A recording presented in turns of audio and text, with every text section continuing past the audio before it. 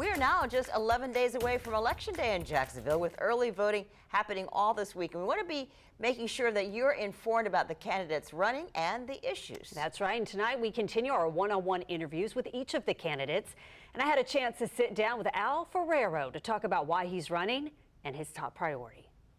After 8 years on the Jacksonville City Council, Al Ferraro is one of 4 Republicans vying to become the city's next mayor. I'm the American dream. I started off with my own business, worked my way up from cutting grass to running for mayor. Why do you want to be mayor, and what sets you apart from your competitors? So I want to help out the community immensely. Being in city council, I've seen the things that work and I see the things that don't work. And what I want to do is I want to eliminate the things that are not working, that are going against the taxpayers, and I want to see what things fixed. Things like improving infrastructure and addressing homelessness. And at the top of his list, reducing crime. Crime is the biggest thing, I think, facing Jacksonville, and corruption in the city. Ferraro would like to see the Jacksonville Sheriff's Office budget increase to add more officers to meet the needs of a growing city. We have between 2,500 and 4,500 people moving here every 2 weeks with the amount of permits that we're putting through.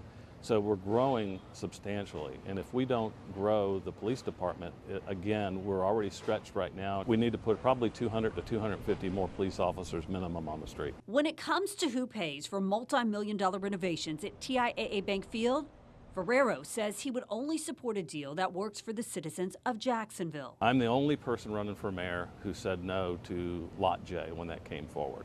It didn't make sense for the city because the amount of money that was going forward, I could not go in front of taxpayers and say that this money was used wisely. This will probably be funded by the citizens of Jacksonville because it is a city asset. So there's a couple things that need to be done. One, we have to have a deal that works good for the city. 2, that we have a plan that keeps the Jaguars here. And as mayor, he says he would work to make sure JEA is not sold. I will tell you, JEA is going to be a target for the next administration coming in here. And if we're not watching it, and we don't really look and understand how it's going to be sold by a death of 1,000 cuts, we're going to have a big problem on our hands with that.